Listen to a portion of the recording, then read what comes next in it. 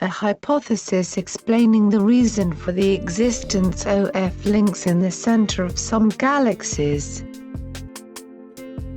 Before we begin to understand the reason for the existence of jumpers located in the center of some galaxies, it will be necessary to agree that the entire internal space of the universe is not chaotically, but systematically formed. And only then, it will be possible to move on to understanding what is happening that exists in space. The outer space of the universe is filled with galaxies, which are cosmic energy tools for the formation of material worlds. In the force magnetic fields formed by the galaxies, solar systems are formed, with planets on which some kind of diverse life can exist. NASA presented a picture of the central core of the Milky Way galaxy, using the Hubble telescope, taken through luminous gas formations covering the very central core of the galaxy, and nearby, located, old giant stars. In this picture, only one is shown, the central nucleus. I believe that in the center of the Milky Way galaxy, several nuclei rotate, and there should be at least two of them. How I would do. In the center of the galaxy, in vacuum, the central core rotates at an enormous speed for billions of years. Next to the stars, in the solar systems of this galaxy, there are planets on which there is some kind of fragile material life. Realizing that a period of billions of years is not short, and in the future, anything can happen, perhaps the right decision would be if one nucleus rotating in the center of the galaxy could somehow ensure how exactly, for example, to activate, in the center, next to the already working core, an additional core rotating in the same direction, synchronized with the first one, and, of course, for this additional core to rotate at the same frequency as the core activated initially. That's exactly what I would do if I wanted to organize and take care of the fragile life that exists on the planets on which this life exists. This must be done, firstly, in order to increase the power of the central core of a particular galaxy, and, secondly, in order to ensure, at the same time, the fragile life that can exist on planets, in the solar systems of this galaxy, for which, instability in the work of one single central core can lead to a catastrophic outcome, and death, of all life that exists in this galaxy. If, for some reason, 1, the only core installed in the center of the galaxy, starts to work incorrectly, or stops altogether, then the second, additional core will continue to work, continuously supporting the formation of a rotating galactic force magnetic field with its rotation, and accordingly, will support life on the planets in the solar systems of this galaxy. Also, this additional core will ensure the operation of the entire galactic system from a complete, and even short-term stop, of the rotating core, which forms the general galactic force magnetic field. Because, stopping one single nucleus that exists in the center of the galaxy could lead to the destruction of the entire galactic system, if, for some reason, this nucleus, for some reason, would suddenly fail and stop rotating altogether. if there are two rotating nuclei in the center of the galaxy, and if one of them fails, the other nucleus will be able to continue working, and this will not greatly affect the functioning of the galactic system. And after the elimination of the cause, an unforeseen stop of one of the nuclei, and after its commissioning, the galactic system will be able to continue working, using the full, doubled power generated during the work of these two nuclei. Changes in the work of the central core of the galaxy are unacceptable. Any inaccuracies, slowdowns, accelerations, in the work of the central core of the galaxy rotating for billions of years, are unacceptable. All of them can affect the solar systems, and the planets revolving around the stars existing in these solar systems. Also, a change in the speed of rotation, the central core of the galaxy, may have a negative impact on the material worlds that exist on the planets in the solar systems, this galaxy. The stability and invariance of the rotation of the central nuclei of the galaxies, over a long period of their existence, forming a rotating force magnetic fields, is an important factor influencing the existence of material worlds in the galaxies. Main negative factors: rotation changes of the central nuclear galaxy. If the rotation speed of the central core of the galaxy is exceeded, this will entail an increase in rotation within the galactic magnetic force field, which will lead to the fact that the planets will begin to rotate faster around their stars, depending on the increased rotation speed of the central core. The bright glow of the center of the galaxy may indicate that the central core has an enormous rotation speed, leading to the glow of the center of the galaxy, and together with giant stars that have accumulated near the center of the galaxy, can illuminate the entire central part of this galactic system. The frequency of the change of day and night, on the planets, in this case, will increase, with a sharp change, towards an increase in the rotation speed of the central core of the galaxy. On the planets, catastrophes will begin, not to mention the fact that this change will also affect living beings living on planets in this galaxy, accustomed to certain stable conditions life.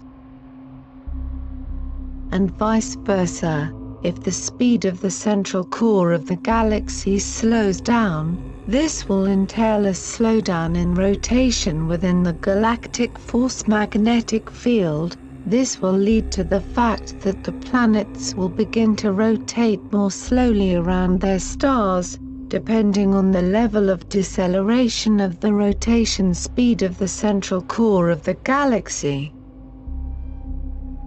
The frequency of the change of day and night, on the planets, with a slowdown in the rotation of the central galactic core, in this case, will decrease. When the rotation speed of the central core, the galaxy, slows down, climate changes can begin that affect the weather. The cooling of the surface of the planets at night will be delayed, with an increase in the time the planets are outside the influence of solar influence. But in the daytime, the sides of the planets, directed towards the sun, will be very warm.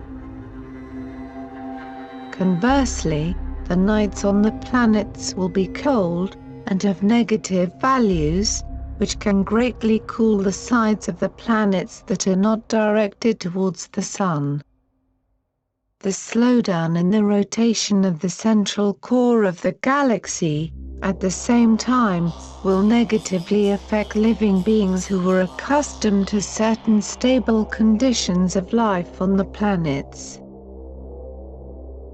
The dim, yellow-green glow of the center of the galaxy may indicate that the central core of this galaxy does not have the necessary rotation speed and power needed to form a stable, rotating force magnetic galactic field necessary for the formation of solar systems, and holding galactic arms in this spiral galaxy. To correct the situation, this galaxy, with a dim glow of his central part, will require surgical intervention, if it is not too late, and if it is already too late, then the galaxy may cease to exist, leaving behind a yellow-green nebula. Now, you should already be guessing what will need to be done for the normal functioning of this galactic system. These are just some of the factors that will lead to negative changes occurring on the planets, if the central core of the galaxy, for some reason, works unstably, while changing the frequency of its rotation. Now you understand what accuracy, stability and reliability should be present and maintained in the functioning of the central core of the galaxy, which rotates without stopping for billions of years. Of course, I am arguing here, from the position of a person who constantly breaks something, due to the existing friction, on the planet and who was given the opportunity to participate in the universe. How would the universal coordinator act? I think he would act in exactly the same way, if the life of beings living in the solar systems of the galaxy, on the planets, were not indifferent to him. And now, let's talk with you about the jumpers that exist in the center of some galaxies. By the way, the same jumper exists in the Milky Way galaxy, and not without reason. The hypothesis of the existence of links in the center of some galaxies. There come moments when, in the arms of the expanded spiral galaxies, an excessive number of stars with their solar systems and strings of planets attached to them are formed. A galaxy operating on one central core may no longer have enough power to form a stable force magnetic field inside the galaxy, which is necessary to control the formed solar systems, and then, in the center of the galaxy, an additional core is included in the work, and maybe not even one. Everything will depend on what power is required to control the expanded galaxy, and this, in turn, can be achieved by putting into operation, activating, the required number of additional nuclei, which will rotate in the center of the galaxy. Formation of a link between rotating nuclei located in the center of the galaxy. We now already know that if two energy nuclei rotate in the center of the galaxy, in the same direction, they will generate force magnetic fields having the same polarity of their charges, which will repel each other. And the stronger the potentials, the charges of the fields of these nuclei, the greater the repulsion should be. These nuclei, having the colossal power of their charges, should simply scatter from each other. Only this does not happen, and they do not scatter, but move a certain distance. Why, at the center of the galaxy, are these two nuclei spinning together? Upon activation in the center of the galaxy of the second, additional nucleus, rotating in the same direction, next to the already rotating nucleus, due to repulsion, equal potentials of the nuclei, these two nuclei rotating in the same force circular magnetic field displace, diverge, rotating at a certain distance from each other, in the center of the galaxy, above which an energy bridge is formed, connecting these two nuclei, rotating at superluminal speed. It also confirms my other hypothesis that the same direction spinning nuclei, having the same polarity of their produced charges, repel while being inside the general magnetic force field holding these spinning nuclei. In other words, in this case, the common force magnetic field in which two nuclei rotate does not allow them to go beyond the boundaries of this common force magnetic field formed by them. Perhaps, just because of this repulsion, formed between these nuclei, rotating at a superluminal speed, in the same direction, in general, a force magnetic field produced by them, and a displacement is formed.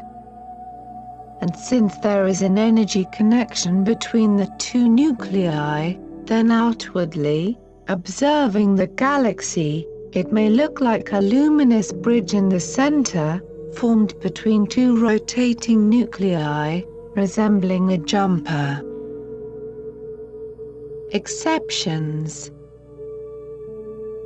If the power of two rotating nuclei is not enough for the expanded galaxy, then not two, but three nuclei may be required, which will rotate together, forming a set of nuclei rotating in the center. The jumper between the rotating nuclei, in this case, will change. With the rotation of three nuclei, synchronously rotating in the same direction, the force of rotation will distribute them in the center of the galaxy in such a way that they can rotate in the corners of a figure resembling an energy triangle located in the center of the already larger galaxy. If the power of three rotating nuclei is not enough for a greatly expanded galaxy, then four nuclei will be required, which will rotate together, forming a set of nuclei rotating in the center. The jumper between the rotating nuclei, in this case, will also change. During the rotation of four nuclei, synchronously rotating in the same direction, in the center of the galaxy, the force of rotation will distribute them in such a way that they will form a regular quadrangle, consisting of nuclei rotating in the corners, of this energy quadrangle rotating in the center of an even larger galaxy. Only this will rather be an exception, because, in such galaxies that have grown to gigantic sizes, it will be extremely difficult to control the galaxy itself, and the life of creatures living on planets in the solar systems of such galaxies. The set of nuclei rotating in the center of the galaxies forms the optimal power to control these galaxies. Because if the power of the central core of the galaxy is not enough, then the ends of the arms on which the solar systems are located, in these spiral galaxies, can simply fall off from a weak force magnetic field, unable to hold the entire length of the galactic arms, along with the stars, and the planets attached to them, which will be forced to break off and fly away into outer space, moving on their last journey. information for those who try in space to find life similar to Earth.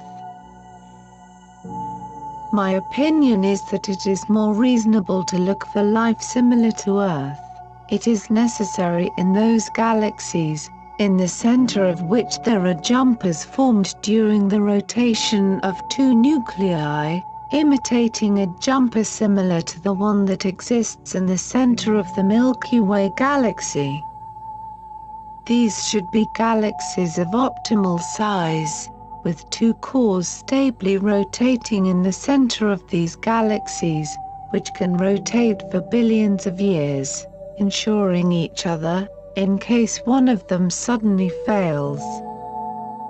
In these galaxies, material worlds can exist, or already exist, and on the planets, in these worlds, there can be life, and perhaps even more complex, similar to the Earth. The influence and participation of the Universal Coordinator, and the use of reason by him, in this case, is undeniable. So, this hypothesis of mine should narrow down the search and the list of planets in outer space on which material life is possible, the same as on Earth. The central core of the galaxies, this is only a conventional name, because there can be many nuclei rotating in the center of the galaxies, and even more so in the center of the universe. It can be said for sure that they are all synchronized with each other and work on the same superluminal frequency. Therefore, the nuclei rotating in the center of the galaxies, during their joint work, produce the necessary power for a particular galaxy, which has its own specific dimensions. As the universe expands, and accordingly the galaxies, with their solar systems, these galaxies may need additional power, their central nuclei, therefore, additional nuclei may be included in the work. Due to this, the necessary, stable power of the central nuclei, galaxies, taking into account their sizes, is maintained. The coordinator, who coordinates the work of the universe, would like to see in the management of civilizations on the planets, the most worthy, reasonable representatives of these planets, who know what needs to be done in order to take care of everyone living on these planets. Manage, foresee, calculate the correct route of movement into the future. This should be done by reasonable representatives of the planets with morality. This is their direct duty, and the opportunity to do their job, not for big money, but by vocation. From the author. My judgments may not yet be clear to many, but all of them will expand the horizons of perception of reality, and perhaps the one that may exist on other planets. I will allow myself to think and write, for the benefit of everyone living on the planet, for the development of the whole civilization, because I consider my home, the whole planet on which I was destined to appear, and no restrictions imposed on the free movement of inhabitants living on this planet, as well as the boundaries separating the entire planet, will not be able to change my idea of \U200b \U200b the planet Earth should look like in the future. The reasonableness of some, the laws, and the unreasonableness of others, as well as their non-observance, allows some inhabitants of the planet to live with dignity, and others to be in a state of not understanding what really can happen in the world. Fixing the situation.